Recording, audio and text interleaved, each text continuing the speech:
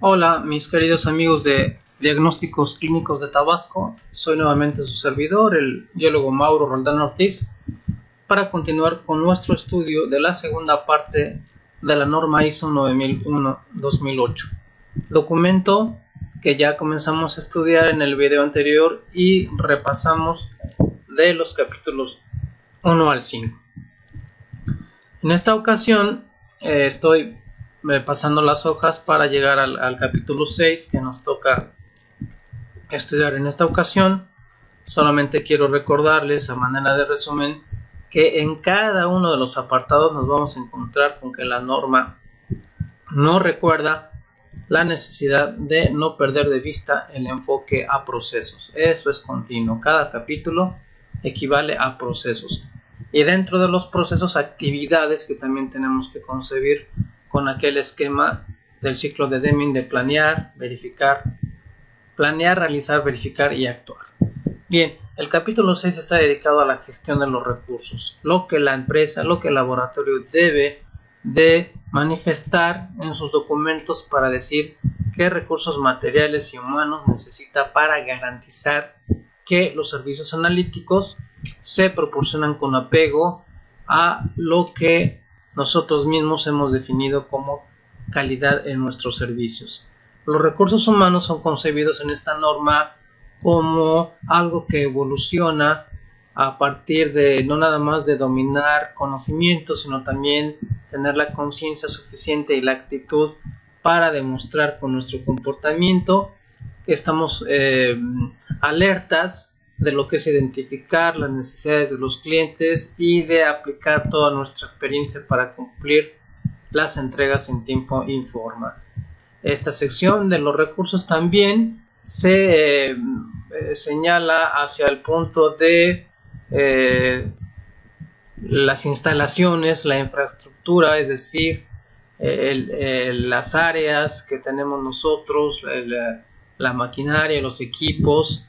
Y en el 6.4 nos habla del ambiente de trabajo, es decir, qué factores del medio ambiente como pueden ser la temperatura y la humedad puedan influir en el desarrollo de nuestros resultados y cómo los estamos controlando.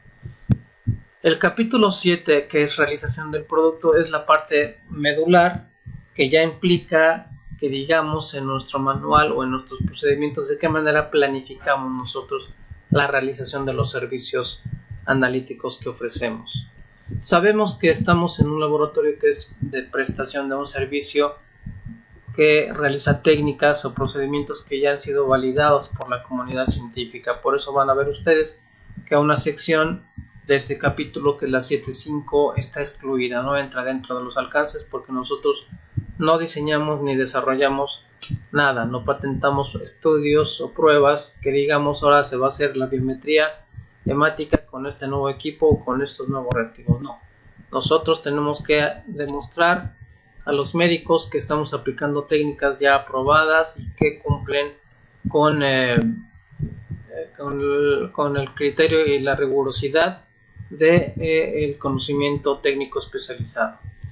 En esta planeación del servicio sí tenemos que dejar en los documentos del sistema de gestión de calidad expresado cómo hemos definido los objetivos de la calidad, cómo hemos planificado el desarrollo de las actividades, no nada más a la vieja usanza de decir, bueno, hay una fase preanalítica, una analítica y una postanalítica, sino en medio de estos bloques, cómo he instrumentado, cómo he definido actividades para revisar que lo que viene de las tomas de muestra reúna con las calidades suficientes que necesita en nuestro proceso para hacer un buen análisis de nuestras muestras, ¿no? Todo esto está definido también en un documento que se conoce como plan de calidad y que vamos a estudiar ya próximamente también a través de este medio.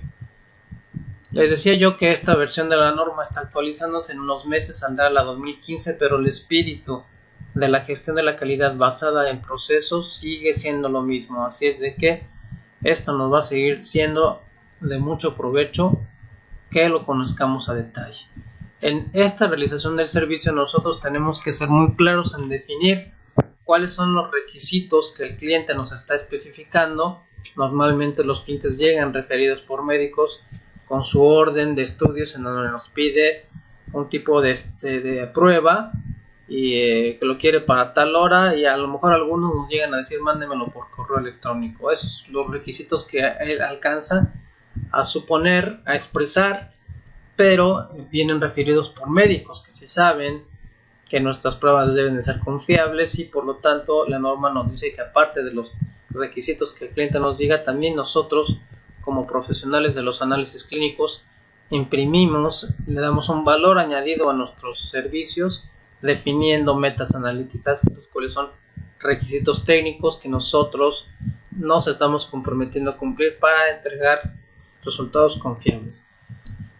Y dentro de estos requisitos también están los llamados requisitos legales, concretamente en nuestro caso pues la norma oficial mexicana 007, que habla de la organización y funcionamiento de laboratorios. Es un requisito que tiene como a su vez como 80 puntos que tenemos que tener bien cumplidos, porque la norma nos dice, define legalmente qué te están pidiendo como parte de tu servicio y demuestra que tu sistema de gestión de calidad lo ha tomado en cuenta. Esto que ya definimos como requisitos, la norma nos dice, ahora dime también cómo revisas que estos requisitos se estén cumpliendo, ¿no?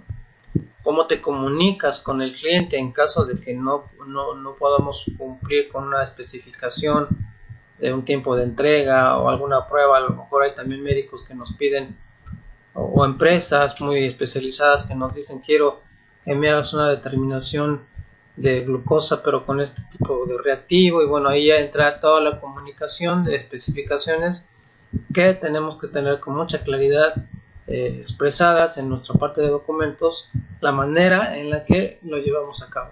El 7.3, yo dije hace rato con otro número que no corresponde al diseño y desarrollo, que es la parte que tenemos excluida, ya lo explicamos por qué.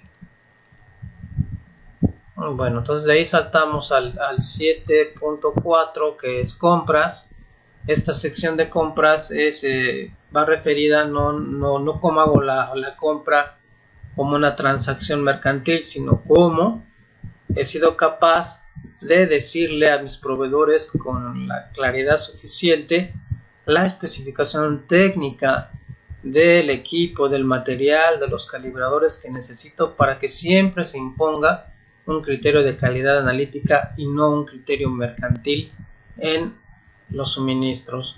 Hay proveedores muy dados a decirnos, mira, este lote va a caducar en una semana, pero te lo doy con un 200% de descuento, por decir algo, y él lo que quiere es colocar el producto, pero a nosotros nos compromete en la confiabilidad que queremos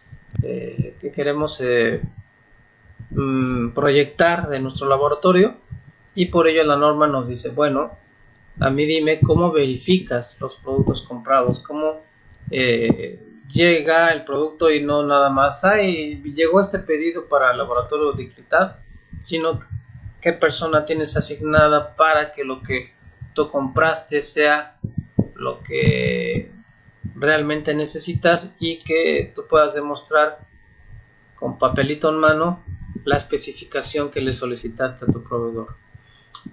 Ya después viene el 7.5 dentro de este gran capítulo. Esta es la médula, esta es la parte que tenemos que tener bien dominada a efectos de que alrededor de ella esté definido nuestro sistema de gestión de la calidad. Esto está anidado, ¿sí? Hagan de cuenta, conocen los fractales, esas figuras geométricas que si tú tomas una sección pequeña resulta que tiene la misma forma del todo. Lo mismo sucede con los sistemas de gestión de calidad. Los procesos y las actividades que están dentro de esos procesos tienen la misma forma, el mismo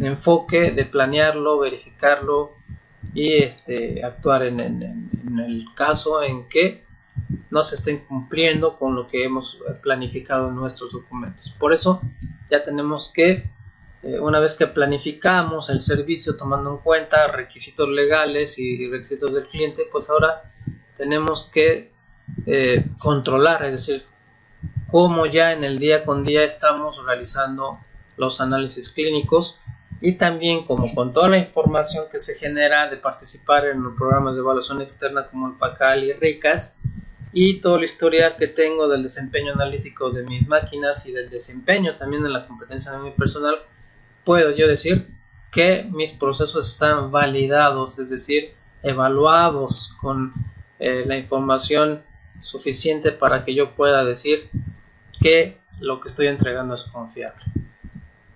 Después hay otro punto como es el de identificación y trazabilidad, que es muy importante porque en la norma tenemos que demostrar que lo que el cliente nos pide con sus datos siempre corresponde con la muestra que estoy procesando y con el estudio que estoy entregando, que no se confunde la información del cliente con los de otros solicitantes.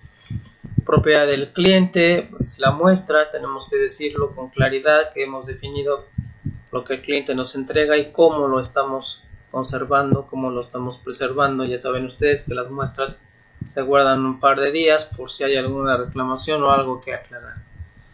Después termina esta sección 7 con el control de equipos de seguimiento y medición, es decir, cada cuando calibro, cada cuando verifico que los equipos estén dentro de parámetros estables y que no esté yo comprometiendo por desvíos la buena marcha de mi proceso analítico.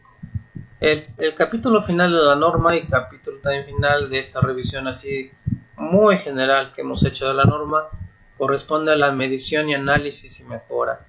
Hay que definir dentro de nuestro sistema de gestión de calidad de DICLITAB qué persona se va a encargar de estar supervisando a las otras áreas para generar información a través de indicadores, de bitácoras, de revisiones, inspecciones, supervisiones. Por eso la norma nos dice seguimiento y medición. Resulta que no todo se puede medir. A lo mejor, obviamente, sí, la información que viene de controles de calidad sí nos da un número, una desviación estándar, un coeficiente de variación, pero otras cosas, pues simplemente tenemos que estar evaluándolas, verificando su apego a procedimientos y todas las maneras de seguimiento que hayamos definido para cada proceso. El responsable de este proceso de medición, análisis y mejora será el encargado de coordinarse con los dueños de los procesos para que esa información siempre esté a la mano, teniendo en cuenta que este seguimiento y medición de los procesos se hace con el fin verdadero de que tengamos información para saber si el cliente está satisfecho o no. De nada me sirven procesos bien planificados con miles de indicadores si al final ninguno de ellos me está diciendo si el cliente se está yendo o no satisfecho. Este seguimiento, medición, análisis y mejora también se hace a través de auditorías internas. Periódicamente vamos a estar responsabilizando y capacitando previamente a gente dentro del laboratorio para que audite, para que vaya y aplique listas de verificación y nos ayude a identificar en qué casos no estamos cumpliendo con las etapas, con las actividades contempladas en nuestros procedimientos, y como consecuencia de lo mismo podamos estar incurriendo en no conformidades. Iremos poco a poco explicando estos términos de no conformidades, producto no conforme en sucesivas entregas. Ahora, en estos momentos recuerden ustedes, un esquema muy general de la norma. Este seguimiento y medición, lo acabo yo de decir, pues nos tiene que estar proporcionando información acerca de nuestros procesos, si son eficaces, si están proporcionándome la información, si algo no se redactó realmente como se hace en la práctica. Siempre tenemos que tener la información para poder decidir si los procesos y si el producto, veamos el 824, seguimiento y medición del producto, se apega. Esta norma es de que le demostremos cumplimiento de requisitos al cliente, a nosotros mismos, a la autoridad. Entonces todo aquello que no cumpla es un producto no conforme, una no conformidad, y en eso tenemos que estar bien hábiles, tenemos que estar bien capacitados para que tengamos las alertas, la información fluya y antes de que llegue al cliente identificar cualquier irregularidad y controlarla, ¿no? En un momento dado en el que no haya sido así y se le entregue a algún paciente algún reporte erróneo con datos equivocados, pues también todo eso se debe de contemplar para poder actuar de una manera satisfactoria, que a pesar del error el cliente quede satisfecho. Y toda esta información nos tiene que servir para tener datos, para tener información que nos diga qué está pasando con el laboratorio, cuáles son los aspectos que han mejorado, cuáles no han mejorado, qué problemas persisten y cómo estamos dispuestos a abordarlos. La mejora concretamente ya nos dice precisamente de esos problemas que has detectado como no conformidades, como productos no conformes, qué acciones correctivas, qué acciones preventivas tú has planificado, cómo lo has hecho. Todo esto, les decía, lleva la lógica del planear, hacer, verificar y actuar. Tenemos que planificar las acciones correctivas cuando hay no conformidades o productos no conformes ya muy claros, pues no nada más a ver cómo tapo el parche, sino que tenemos que hacer una investigación, un análisis de las causas que llegue al meollo del asunto y entonces sí corrija de raíz los problemas. Y lo que es mejor, pues también tener previstos casos de riesgos operativos, de riesgos incluso de accidentes, para actuar con anticipación y conseguir que nuestro sistema de gestión de la calidad sea principalmente preventivo y no tan correctivo. Pues eso es todo, finalizamos esta revisión así muy sucinta de la estructura de capítulos de la norma ISO 9001-2008, que va a seguir siendo la base para lo que se nos viene, la implantación de nuestro sistema y después complementarlo quizá con algún procedimiento o proceso para la previsión y control de riesgos operativos, que es hacia donde nos va a llevar la norma en su nueva versión 2015. Les agradezco mucho y espero verlos muy pronto por allá. Diagnósticos Clínicos de Tabasco, vayámonos haciendo la idea de que vamos a trabajar de una manera diferente y esto va a ser benéfico para todos, incluido el personal, porque de esto lleva experiencias y currículum que le va a permitir poder poner como habilidad o competencia que tiene la visión, el enfoque de procesos dentro de su experiencia laboral. Muchas gracias nuevamente por su atención.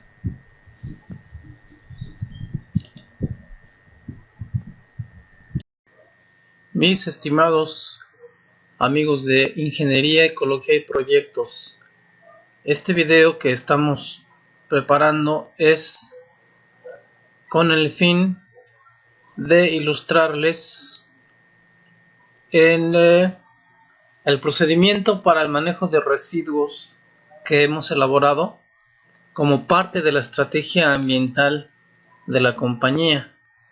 Debemos recordar que IEPSA lleva dentro de su nombre la palabra ecología y eso nos compromete a apegarnos a la legislación tanto con fines de cumplimiento obligatorio, pero también como un aspecto que caracteriza al negocio en el que estamos. Bueno, pues ya recordarán ustedes que tuvimos un primer curso de inducción en donde explicamos lo básico de la ley y de la manera en que la norma 052 clasifica a los residuos peligrosos y también algunos aspectos relacionados con la identificación de las sustancias peligrosas. Pero esto es ahora ya en concreto el procedimiento que estamos trabajando para implementarlo ya en unos días. Y este video pues queda grabado a manera de testimonio de lo que se ha venido haciendo para que también incluso lo podamos utilizar con fines didácticos las veces que sea necesario tener presente y vigente a este procedimiento.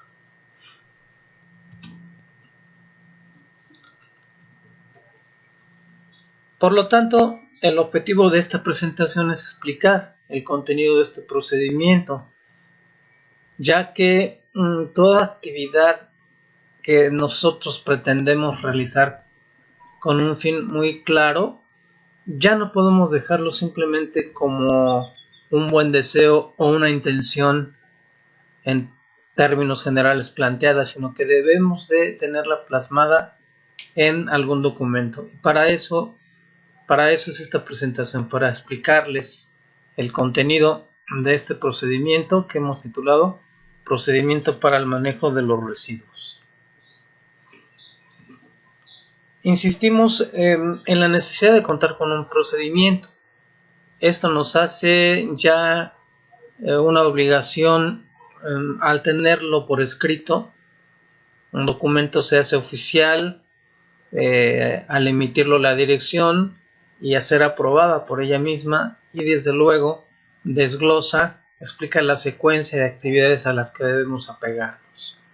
No es nada más un documento que se quedará archivado en algún lugar hasta que llegue el momento de presentarlo a alguna autoridad. Es un documento oficial y con tal fin se emite para que entre en vigor ya propiamente en los días que están transcurriendo. Por lo tanto, contar con un procedimiento, tenemos que definir en el contenido del mismo cuál es el objetivo del procedimiento. ¿Para qué queremos este objetivo? Si bien en la generalidad ya explicamos que lleva la intención de contar con un elemento para mostrarlo ante cualquier autoridad ambiental, ya sea federal o estatal, incluso municipal, ya que la Ley General de Residuos faculta a las tres autoridades en la regulación, pero también en el control de los aspectos que hay que incluir en lo que se conoce como el manejo de los residuos, que ya explicaremos con más detalle a qué se refiere esta palabra de manejo eficiente. ¿Qué es precisamente este manejo eficiente? Manejar los residuos, el común de la gente lo entendería como cómo manipularlos, cómo transportarlos. De hecho, la legislación, el manejo, lo define como todo ese grupo de actividades que van desde la generación del mismo residuo, su clasificación para manipularlo de acuerdo a sus características de peligrosidad, después el acopiarlo en un primer punto dentro de las instalaciones. Después otra actividad que continuaría sería el trasladarlo hacia un lugar acondicionado para mantenerlo allí en tanto se entrega a alguna empresa especializada o nosotros mismos lo trasladamos a un lugar autorizado para su disposición final. Eso es en términos generales el manejo, pero el manejo eficiente ya implica que éste esté en apego a la legislación y que también nosotros en el interior de nuestras instalaciones estemos disminuyendo los riesgos que signifique manipular estos residuos y que también tengamos el conocimiento de las cantidades que se están generando en cada punto para con ello demostrar la eficiencia en ese manejo. Desde tenerlos bien identificados y manipularlos como la legislación lo establece, ya es ser eficientes en ello. Ser eficientes en ese manejo también lo mostraremos sabiendo cuántos residuos estamos generando y cómo las prácticas de ahorro en insumos y en materiales contribuyen también a que el manejo de los residuos dé como consecuencia volúmenes dentro de lo aceptable, que no haya generación excesiva de los mismos. Bien, pues como una situación que precedió al arranque de este procedimiento, se hizo un breve diagnóstico de cómo estaba la situación en el manejo de residuos dentro de las instalaciones de IEPSA, dando como resultado lo que se explica en los siguientes incisos. No se tenían identificados los tambos utilizados. Los residuos se depositaban en forma mezclada, ¿no? Ya sea en una caja, en un tambo, en fin, no estaba correctamente asignado un determinado tipo de tambos para el manejo el depósito en primer término en el punto donde eran generados.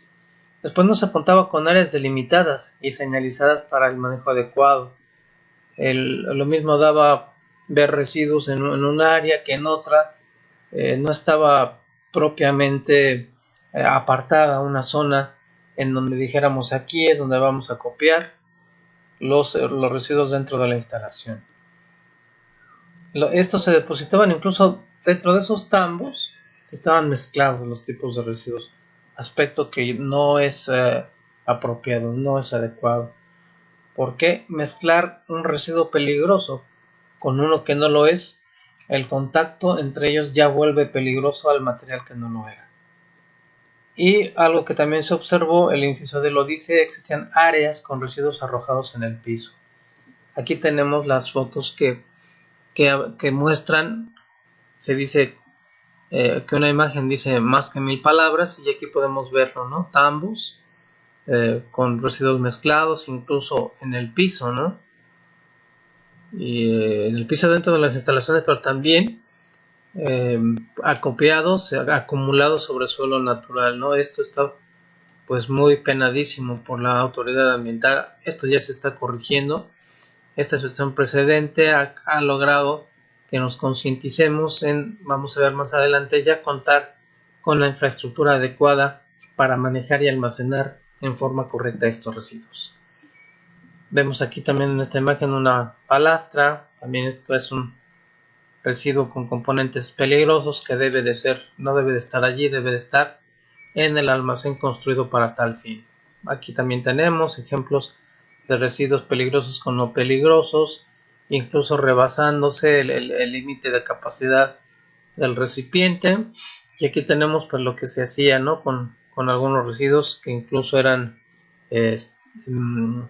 incinerados dentro de nuestra instalación, generando problemas de contaminación atmosférica, como puede verse aquí el humo resultante de esa combustión, pero también contaminando el subsuelo, ya que esto pues era todavía hasta hace unos pocos meses suelo natural. Ahora bien, ¿cuáles son los tipos de residuos que generamos en IEPSA? Recuerden ustedes que un residuo es la parte que nos queda después de procesar materiales, la parte que ya no entra dentro del componente o producto que estamos generando, pues se convierte en un residuo.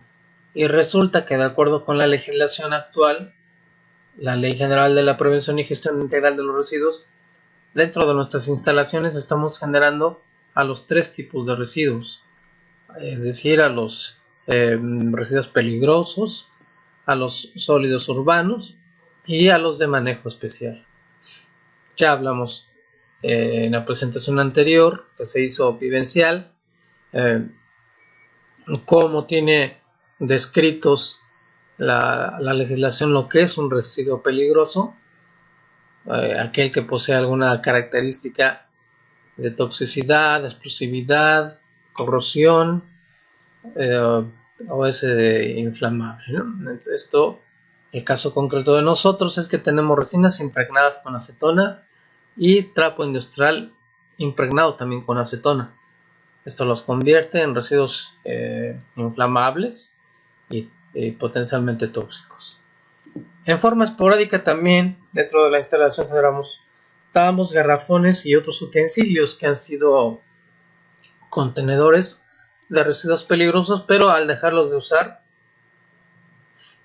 esto debe estar manejado como un residuo peligroso y no utilizarse, como también se ha visto, para contener otro tipo de sustancias. No es adecuado, es una práctica que debe de eliminarse. Tenemos residuos sólidos urbanos, desde luego todo aquello que generamos que no es peligroso, sea dentro mismo del área de producción o en las oficinas como envoltura, recipiente, papel, plástico, cartón. Esto es lo equivalente a los residuos domésticos, ¿no? Pero estos son generados en las áreas oficinas, en el mismo almacén, y esto es lo que hemos identificado como dentro de este tipo de residuos. Después tenemos los residuos de manejo especial. Esto es una situación intermedia. Si bien son residuos que no poseen las características de peligrosidad ya mencionadas, sí poseen un atributo que los puede hacer potencialmente peligrosos, ¿no? En el caso de nosotros, el polvo de la resina de fibra de vidrio, por la cantidad que se genera y por el hecho de ser un material ya seco y que fácilmente se esparce, puede traer consecuencias respiratorias para la gente que lo manipula, pero también puede generar puntos de ignición. Eso es un tema que debemos de estar muy alertas, ¿no? Ya asociando esto con el tema de la seguridad dentro de nuestras instalaciones. En el documento en el que se le solicitó a la Semarnat el alta como generadores de residuos peligrosos, identificamos a los dos tipos ya mencionados, las resinas impregnadas y el trapo impregnado. Esta clave, el O, es una O de otros, y nos pide también que en ese formato declaremos cuál es su peligrosidad. Aquí la identificamos como tóxico e inflamable, y en la última columna nos fue solicitado,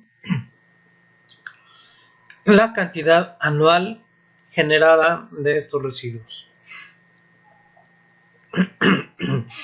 Debido a estas cantidades, pues fuimos catalogados como pequeño generador. La ley contempla tres categorías: gran generador, pequeño generador y microgenerador. Y EPSA fue catalogado como pequeño generador. Ahora bien, dentro de nuestro procedimiento tenemos identificadas muy claramente las siguientes etapas de control, es decir, ya es la manera en que vamos nosotros a intervenir para que los residuos que estamos generando sean bien identificados, bien almacenados, bien trasladados y bien depositados en el sitio que nosotros hemos destinado para su almacenamiento temporal. E incluso la manera en que debemos de preocuparnos por entregarlos a las empresas que tenemos contratadas para su traslado hacia los sitios de tratamiento y disposición final. Hay un control en la fuente de generación, en el punto donde estamos generando el trapo impregnado. Empezamos ahí ya a controlar, identificándolo, separándolo y depositándolo en el tambo adecuado. Ese control implica que tengamos ahora sí delimitadas las áreas en donde se va a hacer ese acopio e identificados muy claramente los tambos que van a ser utilizados para el tipo de residuo que corresponda. Con este fin, para asegurarnos de que ahora sí estemos utilizando los tambos adecuados y de que el residuo esté siendo depositado en el tambo adecuado, el procedimiento nos pide que sea obligatorio realizar un recorrido de verificación. Esto es muy rápido, en realidad nos llevará minutos, pero ya tiene que ser parte de la forma de trabajo, no darlo por hecho, no caer en situaciones en el que el exceso de confianza nos vaya ocasionando rezagos que al final den por consecuencia volver a la situación anteriormente descrita. Este recorrido pues implicará visualmente ver que los residuos estén en el tambo que les corresponde y también verificar que no haya mezcla de los diferentes tipos de residuos en un mismo tambo. Para ello, para apoyarnos en estos recorridos de supervisión, pues vamos a registrar en una bitácora pues las situaciones irregulares. Después, otra etapa de control ya es durante el movimiento del residuo. El hecho de que sean peligrosos ya les otorga la situación de tener precauciones para lo mismo. ¿Qué caso tiene identificarlos como peligrosos acopiarlos en forma adecuada, si no vamos a proporcionar un traslado seguro utilizando las herramientas que nosotros hemos identificado como propias para que ese traslado no vaya a ocasionar accidentes probables en su recorrido hacia el punto de almacenamiento temporal. Aquí tenemos esta carretilla que es utilizada para trabajos de transporte de estos tambos y que a través de las cuales se hace el recorrido por este pasillo hacia la parte posterior de las instalaciones donde se encuentra almacenado, como veremos, nuestro almacén temporal de residuos. Una manera también de controlar esta identificación adecuada de los residuos es tener etiquetados los tambos de tal manera que se identifique el residuo y a su fuente de generación. Este es un ejemplo de las etiquetas que se utilizan para identificar tambos. Obviamente en otras instalaciones en donde generan no únicamente dos tipos de residuos como nosotros, hay empresas que generan 30 o 40 tipos diferentes de residuos peligrosos y ya se imaginarán que esto ya estamos hablando de otras dimensiones de problema en el que tiene que haber una especificación muy clara de en qué punto se genera el residuo. Nosotros pues bastará con que cumplamos con tener identificado el tambo que ya ha sido asignado, no va a haber motivo para confundirse, pero sí tener señalamientos correctos y etiquetado adecuado de estos tambos para que todo el mundo sepa con claridad a qué nos estamos exponiendo y el manejo que debe de ser otorgado en función de la peligrosidad correspondiente al tipo de residuo. Tenemos un cuarto tipo de control que ya es durante el almacenamiento temporal. Para esto se han estado ustedes dando cuenta que en la parte posterior de las instalaciones ha sido construido, ya vean, ha quedado bien cimentado y bien estructurado, lo que nos servirá para el almacenamiento temporal de los residuos, tanto peligrosos como de manejo especial. Sí, el hecho de que tengamos estos dos tipos de residuos, en primer término, pues nos obliga a no tenerlos ya cerca de las áreas productivas, tenerlos acopiados en un lugar específico, no sobre suelo natural y sí cubiertos para que no los tengamos expuestos a la intemperie. ¿Qué sucede si nada más hubiéramos tenido los tambos ahí en un rincón y pues se viene la época de lluvias, ¿no? Pues esto ocasionaría que los tambos se mojasen, empezaran a oxidarse o incluso que se dispersara su contenido. Para ello es que este almacén cumple con los elementos básicos solicitados por la legislación que habla de tenerlo alejado de las áreas productivas, que esté sólidamente estructurado, que tenga seguridad, que aquí entren nada más las personas autorizadas. Aquí en esta fotografía que tomamos todavía falta que aparezca lo que se está ya implementando de el título, el nombre del almacén de residuos, su extintor que llevará también para tenerlo como medida de seguridad y bueno pues algunas advertencias para el manejo adecuado de los recursos. ¿Sí?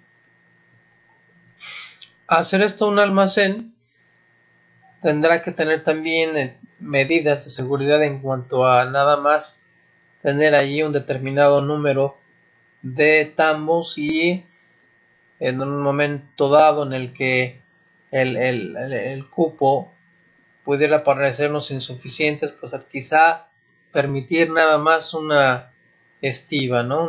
Uno o dos niveles de estivamiento. Todo eso irá aquí aludido con señalamientos muy claros de las medidas que deben adoptarse para hacer de esto un almacén totalmente seguro. Este será el formato de la bitácora del almacén, es una bitácora de movimientos de entrada y salida, que estamos obligados a demostrarle a la autoridad que allí en el almacén los residuos no durarán almacenados más de 6 meses. Entonces tenemos que registrar las fechas de ingreso, también quién es la persona que ingresa los residuos, el tipo de residuos, su cantidad y su peligrosidad, si es tóxico o es inflamable. Si eventualmente por allí se nos genera una batería de algún vehículo, tendrá que ir también registrada en la bitácora, y tendremos que poner ahí en peligrosidad, por ejemplo, corrosivo, ¿no? Por los ácidos. El área de origen, de dónde proceden estos residuos, y los datos de salida. La fecha, el destino, si nosotros mismos somos los que lo estamos llevando hacia un tiradero autorizado o se está entregando a un proveedor que se encargará de ello. Y en la última columna tenemos la firma de quien hace la entrega. Y bueno, como verán ustedes, es en realidad un procedimiento muy básico, no es tampoco para que nos compliquemos y hagamos de esto algo tan riguroso que, lejos de agilizar un manejo adecuado, estemos complicándonos la existencia.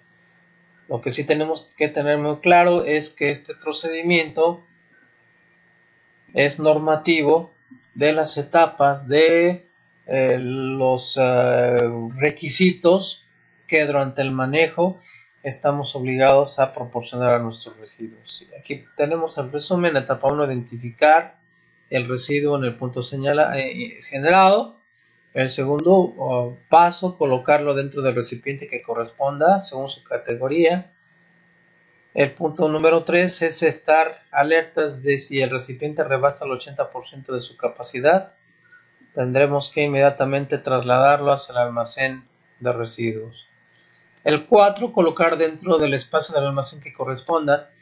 El almacén tendrá señaladas con líneas de color amarillo espacios donde deben ir confinados los diferentes tipos de residuos, y en la malla se colocarán los letreros que correspondan a los tipos de residuo para que exclusivamente en ese lugar sean almacenados.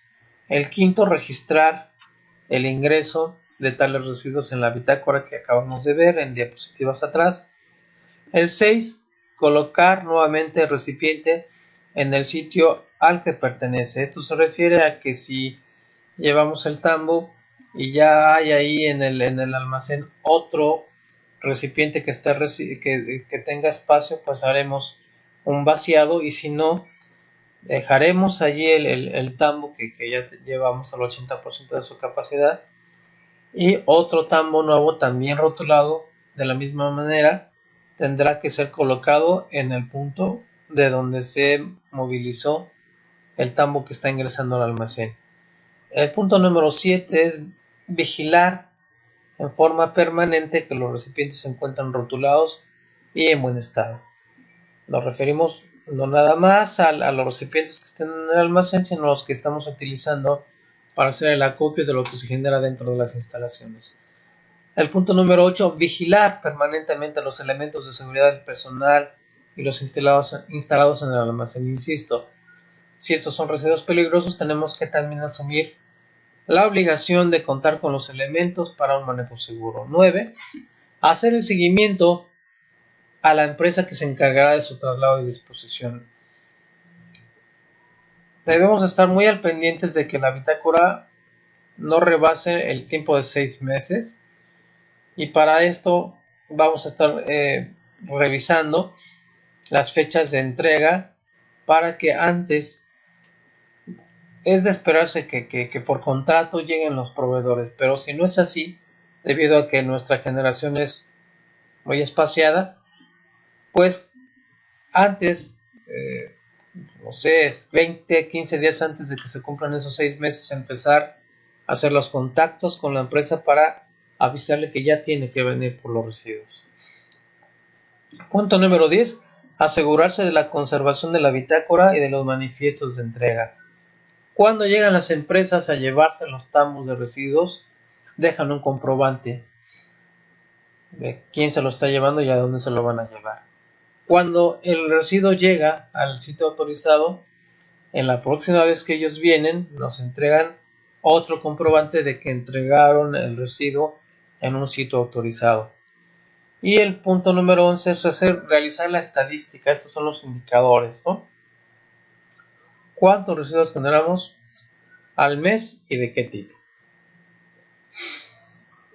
Por último, insistimos, aunque el procedimiento habla en general de los 3 tipos de residuos, dentro de ellos hay residuos peligrosos a los que tenemos que darles un manejo seguro. Entonces, tenemos este recuadro de tono amarillo que también colocaremos en el almacén y en los puntos de generación como recordatorio de las medidas de seguridad muy sencillas, muy claras, pero que debemos de manejar y entender en forma clara para poder ser capaces de no nada más llevarlo a la práctica, sino de explicarlo ante cualquier autoridad que venga y quiera verificar que efectivamente nuestro procedimiento está debidamente implantado. ¿Cuáles son esas recomendaciones para el manejo seguro? Usar guantes y cubrebocas, emplear la carretilla asignada para el traslado, únicamente esa, no se puede utilizar ninguna otra. Seguir la ruta señalada para el retiro hacia el almacén y fuera de él habrá rutas, no, los residuos peligrosos no pueden andar paseando de un lado para otro. Sujetar adecuadamente el tambo a la carretilla. Inciso E, tapar herméticamente el tambo. Inciso F, asegurarse de que vaya con la etiqueta que identifica el tipo de residuo y el área que lo genera. Porque si ya nos preocupamos de tener identificados los residuos como debe de ser y acopiados, no debemos de descuidarnos y al vaciar los tambos, pues los colocamos en el sitio que no corresponda y empezamos a utilizar los no peligrosos para depositar en ellos residuos peligrosos, ¿no? Bueno, pues estas fueron las partes esenciales de ese procedimiento y ahora vamos a hablar muy bien para finalizar la plática de lo que se está haciendo para el manejo de los residuos sólidos urbanos. Ya se tienen estos tambos de colores que identifican los tipos principales de residuos no peligrosos que nosotros generamos dentro de la instalación. En el tambo de color blanco va el trapo, obviamente el no impregnado. El papel y el cartón van en el tambo amarillo, el azul para el plástico y el verde para la materia orgánica. Sí, también tenemos dentro de oficinas ya identificado el contenedor que se está utilizando para que también allí pongamos en práctica la identificación y la separación adecuada de nuestros residuos. Con esto finalizamos esta muy breve presentación de nuestro procedimiento de manejo de residuos en ingeniería, ecología y proyectos. Cualquier duda, estamos a sus órdenes y este material es libre de utilizarse por todos los medios de difusión y de capacitación que la Dirección General de IEPSA considere conveniente. Gracias a todos ustedes.